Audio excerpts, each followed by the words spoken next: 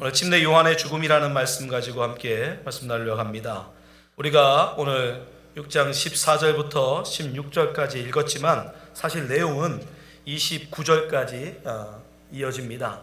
그래서 본문이 너무 길어서 제가 다 읽지는 않았지만 여러분에게 이 배경을 해서 성경에 대한 이해를 위해서 다른 부분에 대해서 헤롯의 죽음에 대한 그 과정에 대해서 말씀드리려고 합니다. 침례 요한이 활동하던 당시에 그 갈릴리 지역을 다스렸던 왕은 헤롯 안티파스입니다. 헤롯 안티파스. 성경에 보면 헤롯 왕이라는 이름들이 굉장히 많이 나오는데 예수님 당시에 예수님이 태어날 때 있었던 왕은 우리가 구별하기 위해서 헤롯 대왕이라고 부르고요. 그의 아들들이 나중에 분부왕이라고 해서 각 지역을 다스리게 돼요. 그러니까 헤롯 대왕은 전체 팔레스타인 전체를 다스리는 왕으로 로마의 위임을 받아서 그가 다스리게 되지만 그 다음에 아들들은 그만한 인물이 없었어요. 그래서 로마가 그 지역을 네 군데로 자릅니다. 팔레스타인 지역을 네 군데로 나눠서 각각의 아들들에게 나눠서 다스리게 해요. 그래서 많은 이름들을 헤롯이라고 하는 이름들이 등장하는데 특별히 오늘 나오는 이 헤롯은 그 중에서 이 안티파스라고 하는 헤롯의 넷째 부인에게서 난 아들입니다. 이가 이 갈릴리 지역을 다스렸고 있던 때에 이가 악한 짓을 하는데 그게 뭐냐면 그 동생 빌립 그 역시 셋째에게서 난 셋째 헤롯 대왕의 셋째 부인에게서 난 헤롯 빌립이라고 하는 그의 부인이었던 이 헤로디아를 와 결혼을 한 것입니다. 근데 이게 왜 이런 일이 벌어지냐면 사실 헤로디아도 헤롯 대왕의 자손이에요. 손녀딸입니다. 그러니까 지금 헤롯과 이 헤로디아는 서로 삼촌과 조카 사이예요. 삼촌과 조카 사이에 결혼이 이루어지는데 이미 한 번 결혼을 했다가 이 왕위가 헤롯 우리가 나오고 있는 이 안티바스에게 넘어갈 것 같으니까 헤로디아가 지금 본 남편을 버리고 이혼을 하고 지금 이 헤롯 안티파스와 결혼을 한 거예요. 엄밀한 의미에서는 헤롯이 주도한 게 아니라 이 헤로디아라고 하는 이 여인이 더 주도적으로 왕비가 되고자 하는 그 욕심으로 헤롯 안티파스와 결혼한 거예요. 자기 삼촌이면서 이 분부왕이었던 헤롯 안티파스와 결혼을 하고 그때 빌립 사이에 낳았던 딸 살로메라고 알려져 있습니다. 살로메를 데리고 그 안티파스와 결혼을 하게 됩니다. 이 헤로디아는 사실은 헤롯 대왕의 둘째 부인에게서 난 아들의 딸인데 그 오빠가 누구냐면 바로 헤롯 아그리빠예요. 야고보 사도를 목베어 죽인 바로 헤롯 아그리빠가 이 헤로디아의 오라버니입니다. 친오라버니. 그러니까 그 집안 사람들은 약간 좀 잔인함이 있었던 거예요. 그러니까 이 헤로디아가 이런 어떤 왕위를 얻기 위해서 이 삼촌이었던 헤롯 안티바스와 결혼을 하니까 이 침례 요한이 그것은 부당하다, 그것은 옳은 것이 아니다 라고 질타합니다. 그래서 이곳에 분노한 헤로디아에 의해서 결국 요한은 옥에 갇히게 되죠. 근데 사실은 헤로디아는 진작에 죽이고 싶었는데 이 헤로드 왕이 침례 요한의 말을 듣기는 싫었지만 그래도 그 사람을 의롭게 생각하고 그의 말을 경청했던 것 같습니다. 그래서 그를 감옥에 가두어 두었지만 죽이지는 않고 있었어요. 그런데 이 헤로드 왕의 생일을 맞이해서 잔치를 배설하고 많은 손님들을 초대했는데 이 헤로디아의 딸 이 살로메가 그 당시 한 14살 정도였다라고 알려져 있는데요. 이 14살 먹은 이 소녀 살로메가 들어와서 춤을 춥니다. 그 춤에 많은 사람들이 감격을 하고 특별히 헤로드 왕이 너무 기쁜 나머지 네가 원하는 걸 내게 말하라. 이 나라 절반이라도 내가 너에게 주겠다라고 공개적으로 약속을 해버려요. 그러자 이 살로메가 그 어민 헤로디아에 가서 물어봅니다. 무엇을 달라고 할까요? 그러자 헤로디아가 기회는 이때다 싶어서 바로 침례 요한의 목을 달라고 해라. 그래서 결국 이 헤롯 왕이 자기들이 사람들 앞에서 손님들 앞에서 공개적으로 한 약속이니까 어쩔 수 없이 침례 요한의 목을 잘라서 살로메에게 주게 됩니다. 그렇게 침례 요한이 죽습니다.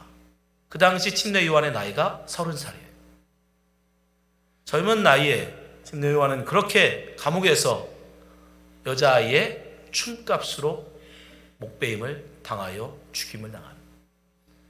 여러분, 이 죽음을 어떻게 생각하십니까? 예수님께서 침례 요한을 일컬어 뭐라고 했냐면 여자가 낳은 자 중에 가장 큰 자라고 얘기했어요.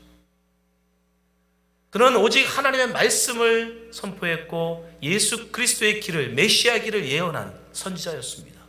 400년 동안 암흑기, 400년 동안 말라기 선지자 이후 400년 동안 한 번도 하나님의 말씀을 받은 선지자가 없던 그때에 400년 만에 처음으로 하나님의 말씀을 받은 선지자로 이 땅에 온 자가 바로 이 침례 요한이었어요.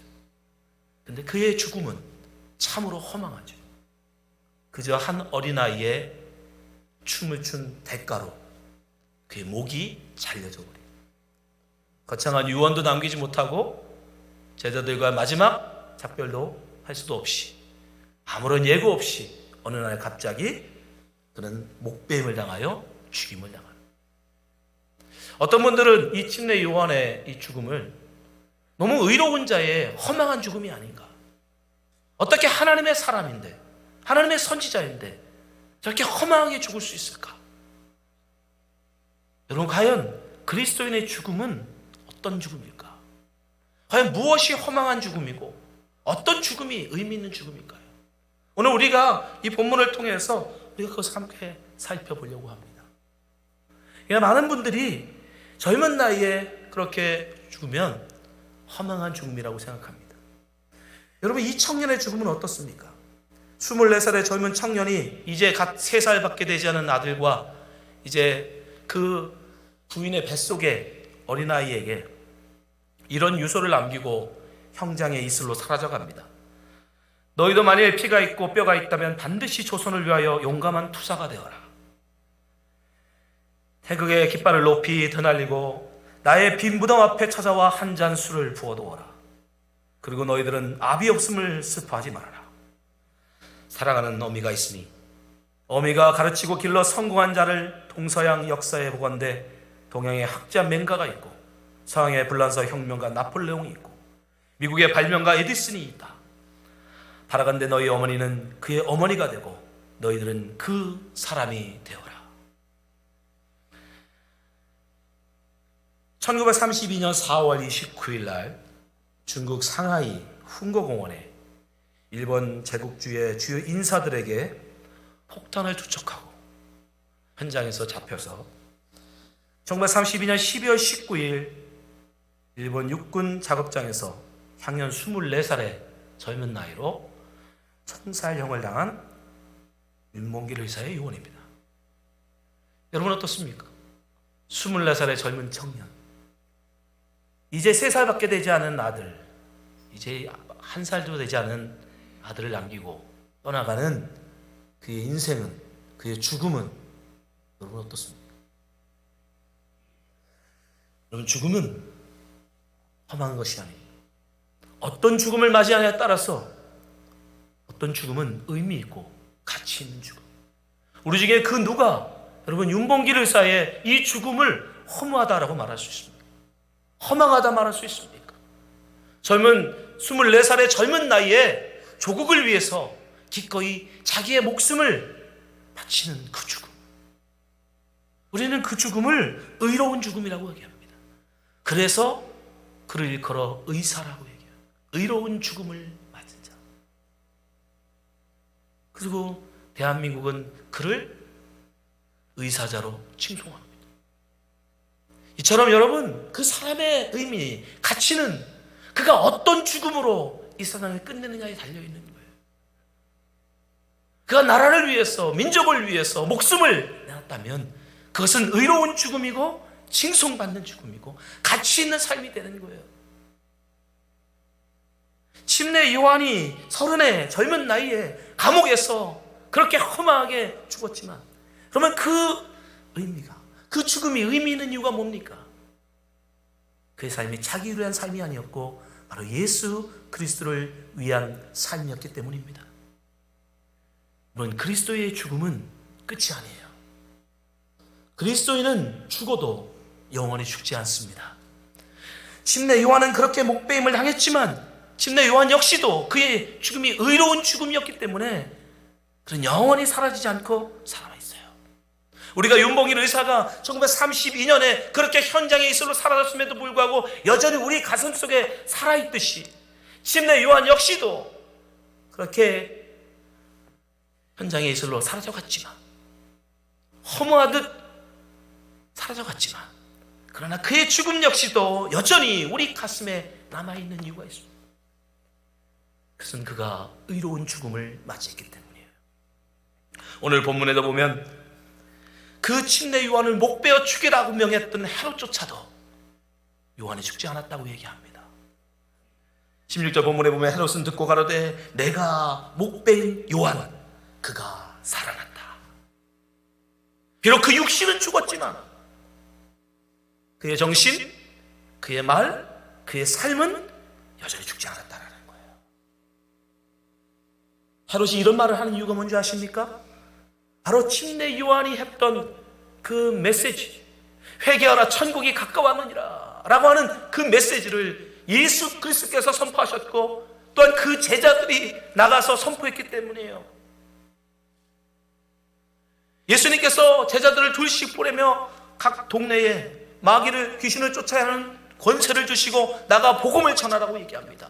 그 제자들이 전한 복음은 다른 복음이 아니에요. 침례 요한이 선포했던 회개하라 천국이 가까웠느니라. 침례 요한은 죽지만, 침례 요한은 죽었지만, 그러나 그가 남긴 하나님의 말씀은 살아있다는 것입니다. 그 말씀이 살아있는 한 그는 영원히 죽지 않는 거예요. 살아있는 겁니다. 그럼 믿음도 마찬가지예요. 아벨은 형 가인에 의해 맞아 죽습니다. 아벨이 몰랐을까요? 형 가인이 지금 살기가 등등하고 자기와 함께 지금 들러가자라고 하는 그 말 속에 어쩌면 이 형이 나를 해할 수도 있겠다. 너무 천진무궁해서 아무것도 모르고 졸졸졸 형을 따라간 게 아니에요. 분명 아벨은 알았을 것입니다. 그럼에도 불구하고 그는 기꺼이 형과 동행합니다. 그리고 아무런 말 없이 그 형 가인의 폭행에 맞아 죽습니다. 그럼에도 불구하고 아벨은 그렇게 어쩌면 너무 허망하게 결혼을 해서 자녀를 남긴 것도 아닙니다. 그가 이 땅에 남긴 거라고는 오직 그 허망한 죽음, 하나님 앞에 제사, 그거밖에 없어요. 근데 여러분, 그 아벨이 사라졌습니까? 아니요. 히브리서는 이렇게 얘기합니다. 믿음으로 아벨은 가인보다 더 나은 제사를 하나님께 드림으로 의로운 자라 하시는 증거를 얻었으니 하나님의 그 예물로 대하여 증거하시니라. 저가 죽었으나 믿음으로써 오히려 말하느니라. 아벨은 죽지 않았습니다. 아벨의 육신은 죽었지만 그가 하나님께 드린 제사, 그의 그 삶, 형제에게 기꺼이 알면서도 맞아 죽은, 형제에게 기어이 미움을 당하고 형제의 미움 속에 말없이 죽어간 그의 삶은 지금도 살아서 우리 속에 살아있습니다. 여러분, 그리스도인의 삶은, 그리스도의 영원한 삶은 어디서 오는가? 여러분, 우리의 말은 사라질 수 있어요. 우리의 이러한 행위들은 다 사라질 수 있어요. 잊어질 수 있어요. 사람들의 기억 속에서 사라질 수 있습니다. 그러나 여러분이 예수 그리스도의 말씀을 전하고 예수 그리스도의 삶에 순종하면 여러분, 그 삶은 영원히 지워지지 않습니다. 여러분이 예수 그리스도의 말씀을 선포하면 그 말씀은 영원히 사라지지 않습니다. 여러분이 예수 그리스도의 말씀에 순종하여 믿음으로 살아간다면 그 믿음은 영원히 죽지 않고 살아서 여러분을 증거하는 것입니다. 침례 요한은 죽었지만 그가 전한 메시지, 그의 삶은 지금도 살아서 우리 가운데 있듯이 성도의 죽음은 바로 그런 거예요. 우리가 예수 그리스도의 말씀에 순종하고 우리가 믿음으로 살아간다면 여러분, 우리는 죽어도 영원히 죽지 않습니다. 따라서 이 세상은 다 허망한 의미 없는 죽음만 있는 건 아니에요. 그렇게 가치 있고 의미 있는 죽음도 있습니다. 원래 죽음은 허망한 거예요. 원래 죽음이라는 건 가치 없는 겁니다. 왠지 아십니까? 죽음은 죄에 대한 대가이기 때문에 그래요. 윤봉길 의사를 예를 들어 설명할게요. 우리는 윤봉길의 그 삶, 홍구공원에서 폭탄을 던진 그 행위에 대해서 우리는 그것을 의롭다라고 얘기합니다. 그래서 그를 의사자라고 얘기해요. 근데 일본 제국주의는 뭐라고 얘기하는지 아십니까? 그것을 당한 그들의 입장에서는 그가 민간인들도 함께하는 행사에 폭탄을 던져서 불특정 다수를 죽이는 행위를 했기에 그는 테러리스트라는 거예요. 맞습니다. 테러리스트에 대한 정의, 테러리스트에 대한 정의가 바로 그거예요. 군인이 아닌 민간인에게, 불특정 다수에게 폭탄 등을 통해서 사람을 해하면 우리는 그 사람을 테러리스트라고 합니다. 윤봉길이 만약에 행위가 테러리스트면 여러분 그의 죽음은 뭐가 됩니까? 여러 명을 죽인 살인자로서의 그냥 사형에 불과한 거예요. 그의 죽음은 아무런 의미가 없는 거예요. 그 죄값을 치른 겁니다. 사형 당할 자가 사형을 당한 거예요. 그렇지 않습니까? 그러니까 그 죽음이 어떤 의미를 가지냐에 따라서 그것이 자기가 저지른 죄에 대한 죄값이라면 여러분 그 죽음은 아무런 의미가 없는 거예요. 그것은 그 자기가 저지른 죄에 대한 값을 치른 거기 때문에. 그러니까 죽음이 의미가 있으려면 그 죽음이 나의 죄에 대한 죽음이 아니어야 돼요. 왜 침례 요한의 죽음을 우리가 의롭다라고 인정합니까? 침례 요한은 죽을 죄를 진 게 아니에요. 침례 요한이 지금 헤롯 왕을 죽이려고 칼을 내고 덤볐습니까? 아니면 헤로디아를 죽이려고 그가 음모했습니까? 아니요, 그는 단지 하나님의 말씀을 의롭지 못한 그의 삶을 지적했을 뿐이에요. 근데 침례 요한이 죽은 이유가 뭐예요? 바로 헤롯 왕 자기가 사람들 보는 앞에서 약속해놓고 뭐든지 원하는 대로 다 주겠다 약속해놓고 침례 요한의 목을 달라고 하니까 차마 사람들 앞에서 자기 체면이 깎일까봐 사람들 앞에서 약속해놓고 약속도 못 지키는 사람이라고 하는 그런 사람들의 소리를 들을까봐 두려웠어. 침례 요한의 목을 친 겁니다. 한마디로 자기 체면 살려고 침례 요한을 죽여버린 거예요. 이게 여러분 헤롯만의 일이 아니에요. 여러분 우리도 마찬가지예요. 이 세상에 많은 사람들이요, 다른 사람이 나를 어떻게 얘기할까? 다른 사람이 나를 뭐라고 할까? 그걸 의식하고 살아가요. 거기에 붙들려 살아가요. 다른 사람들이 나에 대한 평판, 다른 사람들이 나에 대해 어떻게 평가하는가, 그거에 심지어 다른 사람의 목숨도 해하는 게 바로 우리입니다. 바로 그러한 죄, 헤롯 왕의 그 죄로 말미암아 요한이 죽은 거예요. 자기 죄가 아니라 헤롯 왕의 그 악함으로 말미암아 죽은 죽음이었기 때문에 침례 요한의 죽음은 의로운 죽음이다 우리가 말하고 있는 거예요. 그래서 예수님도 우리에게 말씀하십니다. 누구든지 제 목숨을 구원코자 하면 잃을 것이요 누구든지 나를 위하여 제 목숨을 잃으면 찾으리라. 따라서 우리가 예수 믿는 그리스도인들, 하나님의 백성들은 어떤 죽음을 맞이해야 되느냐? 나의 죄로 인한 죽음이 아니라 하나님의 영광을 위한 죽음이어야 되는 거예요. 예수님께서 우리에게 보여주셨던 것처럼 기꺼이 다른 사람을 위해서 내 목숨을 내려놓을 줄 아는 죽음이어야 되는 거예요. 내 죄로 인하여 여러분 우리가 죽는다면 그 죽음이 무슨 의미가 있습니까? 여러분 예수 그리스도를 위해서 죽으시기 바랍니다. 정말 할 수만 있다면 친구를 위해서 목숨을 내어주는 주님은 그 사랑이 가장 크다라고 우리에게 말씀하십니다. 그러한 죽음은 어느 날 갑자기 내게 이루어질 수 없어요. 그래서 바울 사도가 뭐라고 얘기하느냐, 고린도전서 15장에 보니까 형제들아 내가 그리스도 예수 우리 주 안에서 가진 바 너에 대한 나의 자랑을 두고 단언하노니. 이게 바울의 프라우드, 자기의 자랑이에요. 나는 날마다 죽노라. 고린도 성도들을 향해서 자기는 날마다 죽는다.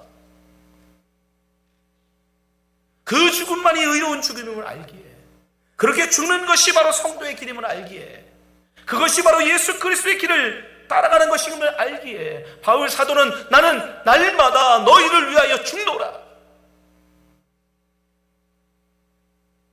라고 그런 말하고 있는 거예요. 바울이 고린도 성도들을 위해서 죽는다라고 말한 그 죽음은 어떤 죽음입니까? 진짜 칼로 자기의 목을 베는 죽음입니까? 아니에요. 고린도 교회를 향해서 요구할 수 있는 자기의 권리를 요구하지 않는 죽음이에요. 고린도 교회 성도들을 향해서 얼마든지 자기를 존경하고 자기를 인정하라고 하는 것을 요구할 수 있음에도 불구하고 요구하지 않는 죽음입니다. 고린도 교회 사람들은요, 바울 사도에 의해서 개척된 교회였음에도 불구하고 바울을 의심했어요. 바울이 사도가 아니다라고 의심했습니다. 바울이 전한 복음을 의심했습니다. 그리고 바울에게 필요한 것들을 주지 않았어요. 그래도 바울은 한 번도 그들에게 그것을 달라고 말하지 않았어요. 자기를 사도로 대접하라고 말하지 않았어요. 왜냐? 그는 날마다 자기를 쳐 죽이는, 복종하는 삶을 살았기 때문이에요. 여러분, 우리도 오히려 정말 의로운 죽음을 맞이하기를 원하신다면 여러분, 이 바울의 삶을 배워야 돼요. 교회 생활하다 보면 힘들고 어려울 때 있어요. 나하고 부딪힐 때 있습니다. 나하고 안 맞을 수 있어요. 여러분, 그때 내 뜻을 세우는 게 여러분 잘하는 게 아니에요. 나를 내세우는 게 잘하는 게 아니에요. 그건 역행하는 겁니다. 자기를 죽여야 돼요. 오히려 내 뜻을 접어주고 내 뜻을 양보하고 나를 복종하고, 그러면 그 사람은 그 사람은 기세등등하겠죠. 자기가 이겼다고, 자기가 승리하겠다고. 여러분, 그럴 때 여러분 자신을 칭찬하세요. 잘했다. 성도의 길은 그거예요. 바울은 얘기합니다. 내가 자랑스럽게 너에게 얘기하는데 나는 날마다 죽는다. 날마다.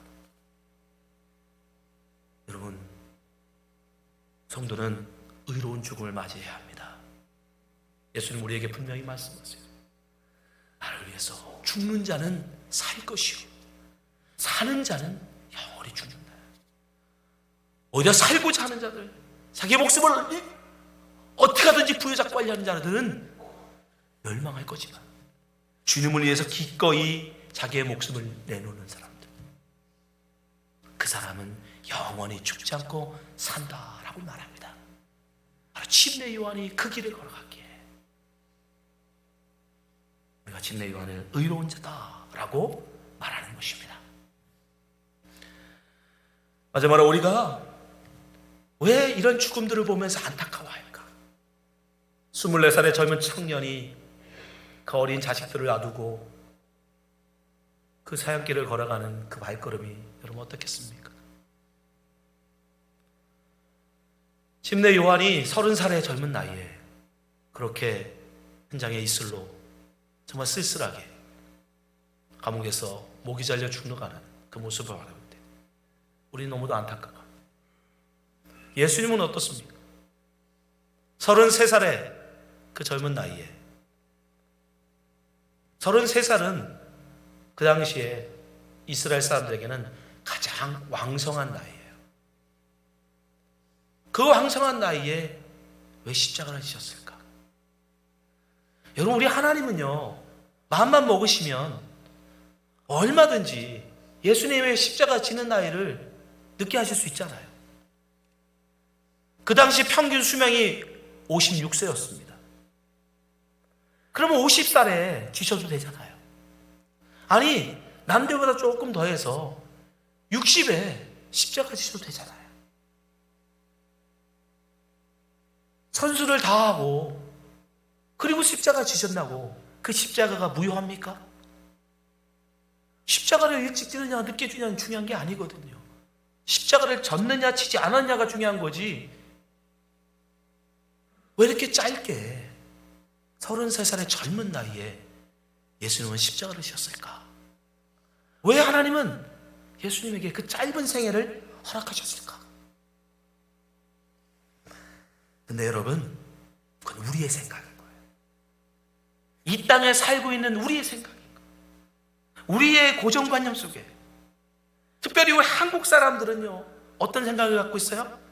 개똥밭에 굴러도 어디가 좋다? 가봤어요, 여러분? 저승 가봤어요? 저승 가보지도 않고 어떻게 알아요? 개똥밭에 굴르는 게 더 난지 아닌지. 근데 우리는 그래요. 개똥밭에 굴러도 이승이 낫지 않을까?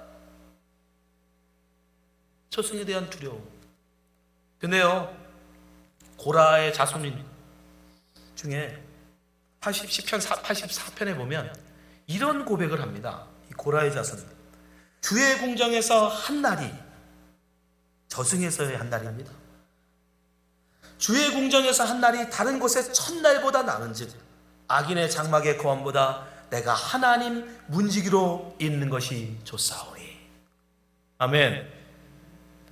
이분은 우리 속담하고 반대인 거예요. 개똥밭에 불러도 이승보다 저승이 낫다는 거예요. 여러분, 과연 우리 그리스도인은 어떤 생각을 갖고 살아야 됩니까? 정말 개똥밭에 굴러도 이승이 난 겁니까? 정말 이 땅에서 33년의 삶은 짧은 거고 안타까운 것입니까? 여러분, 아니에요. 그건 저승을 모르는 사람들, 저 하나님의 나라를 모르는 사람들이 하는 말인 거예요.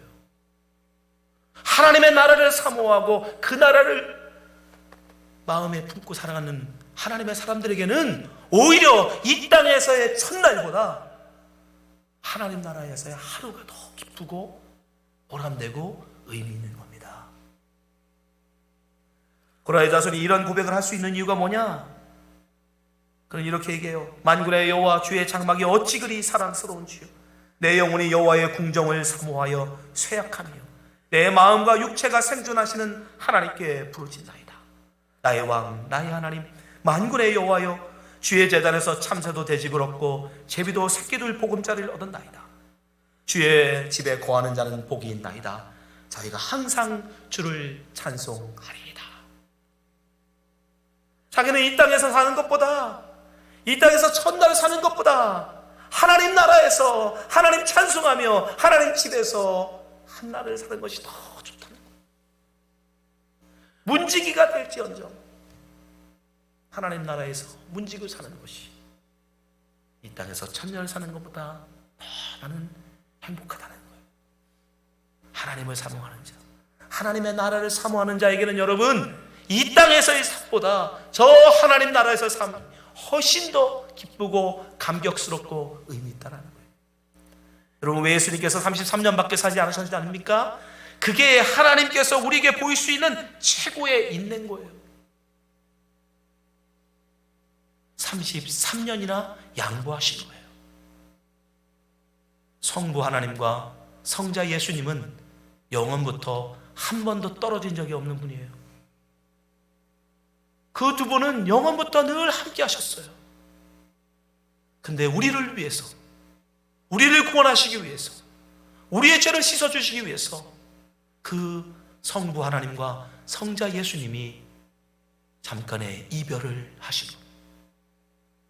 여러분, 그 이별의 시간, 사랑하는 사람과의 이별의 시간, 내 목숨보다 더 귀하게 여기는 아들과의 이별의 시간, 우리에게는 33년이 짧지만 하나님에게는 33,000년만큼 긴 시간입니다. 우리에게는 너무 아쉬운 시간 같지만 하나님에게서는 당신이 양보할 수 있는 최고의 시간, 더 이상은 안 돼. 여러분, 우리 이 세상의 삶의 가치도 마찬가지죠. 여러분, 이 세상의 의미도 마찬가지예요. 어떻게 바라보느냐, 어떻게 생각하느냐, 거기에 따라서 우리의 인생은 완전히 달라져요. 여러분, 우리는 그리스도인입니다. 우리의 본향은 이 땅이 아니에요. 이 세상은 우리가 살아가야 될, 여러분, 나라가 아닙니다. 우리의 시민권은 하늘에 있고 우리는 하나님의 나라에 가야 될 이 땅의 나그네들이에요. 여러분, 이 세상에 마음을 두고 사지 마십시오. 저 하나님의 나라에 마음을 두고 살아가시기 바랍니다. 이 땅에서의 삶의 길이에 여러분 연연하지 마세요. 이 땅에서 얼마나 살았느냐, 그건 중요하지 않습니다. 내가 하나님의 나라를 얼마나 사모하느냐, 그것이 중요한 거예요. 신뢰 요한의 삶이 30살의 짧은 생애로 안타까울 것 같지만 아니요, 오히려 그는 기뻐할 것입니다. 30년 만에 하나님을 배울 수 있으니 하나님 감사합니다. 우리는 안타깝지만 그는 행복해요. 여러분 죽음을 어떻게 생각하십니까? 여러분, 죽음은 정말 바른 죽음을 한다면, 의로운 죽음을 맞이한다면 그 죽음이 여러분을 정리합니다. 여러분들이 의롭게 죽으면 여러분은 의로운 자라 인정을 받는 거고, 여러분이 죄 가운데 죽으면 여러분은 죄인의 죽음을 당한 자에 불과한 거예요. 여기는 모든 성도님들이 예수 그리스도의 보혈의 피로 죄 사함을 얻고 예수 그리스도의 말씀에 순종하며 살아서 모든 분들이 주님 앞에, 하나님 앞에 의로운 죽음을 맞이하는 성도가 되시길 주님을 축원합니다. 기도하겠습니다.